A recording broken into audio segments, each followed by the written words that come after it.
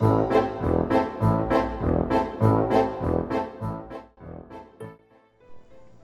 my dazzling and dazzlemen, and today I have a very special speed paint of my sweet girl Arionyx. It's nothing not safe for work. It's just her being a plush V-Stitch doll, posing in a sexy manner.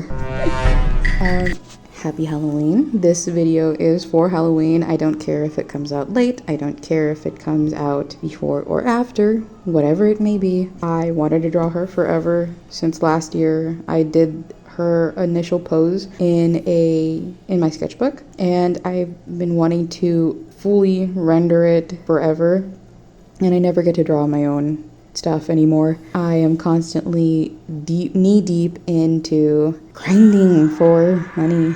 As a freelancer, I am constantly on that grind because boy, it is a constant grind. But yeah, so this time I had decided I will take time and draw something for myself. Otherwise, I will go mad. So I did, and I love it, and I want to put it everywhere. But I'm waiting till it's a little bit closer to post it, the drawing at least, on my social medias. So about the piece is I have Arionyx, and she is sitting on a jack-o'-lantern with some jack-o'-lanterns around her. It was a very simple piece. It was mostly just her being the star of the show, as you say. But I decided to make her an adorable Stitch plush because there was an artist that I saw way before, a long time ago, where they had drawn their character as a Stitch plush. And I was like, wow, that's so fucking smart. Wow, you're a genius. Oh my god. I'm gonna steal it. No. I just took the idea of turning my character into a plush. But I gave her a bunch of patterns. She doesn't even have any bits, like, you know, no boingy boingies, no boobies, nothing like that. She's just pure plush in this drawing. She's definitely plush if you look lower, at the lower half of the drawing. But yeah, so I just wanted to have some fun with my own character for once. If you want to know more about her lore, I have her whole, like, quote-unquote origin story on my Patreon. I need to flesh her out more. I need to work on her. Maybe I'll make a video of exploring her and the world that she's in, because I do need to work on the magic system. I do need to work on the system in general. Yeah. So I will quickly explain how my process works. So basically I did the quick sketch of the pose, the gesture, the overall image on my sketchbook. And I personally like to do this on my sketchbook usually, but if it's a commission or something, I usually sketch on my iPad. So that way I don't have to go through taking the picture, hoping it comes out good enough for me to use. But basically I do a sketch of the overall pose, the composition, and very basic details. And the second sketch will be detailing the whole image.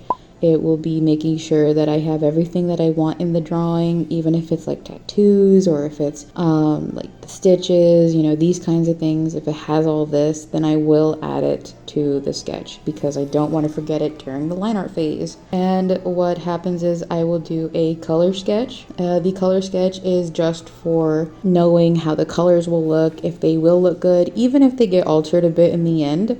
It's just a overall map of how it's going to go out. That way I understand what I'm doing, and I'm not spending more time fumbling through the piece trying to figure out what works. It's better to have it at a stage where you can change things easily. So sketch, the detailed sketch, the color sketch, and after that, when the color sketch is fine, I do like basic lights, basic shadows, nothing detailed.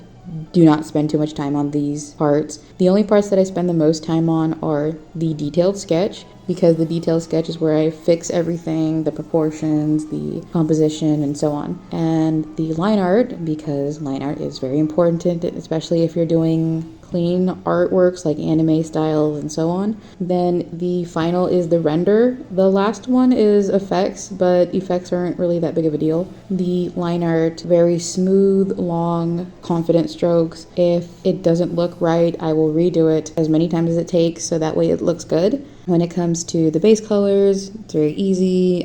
Because I have closed lines, I basically can just magic wand the outside and then invert it so I can just have a base color instantly, and then I'll just color in the colors that I need in the appropriate areas. And then rendering is I do 2 layers of shadow. I do a basic shadow for the places that are less likely to get hit by light, and then a second coat of shadow, which is basically for the very, very tight areas that will not receive any light, like under the armpits or places that are too close together, like how, for example, her arm is touching her shoulder, or how her legs are like close together, you know, these places that will not see the sun. Then for the final like effects, basically what I do is I will just color correct everything, because my iPad personally, it always makes things a bit darker, a bit gray. So what I do is I will turn up the brightness a bit, I will turn up the saturation a bit, and I will also add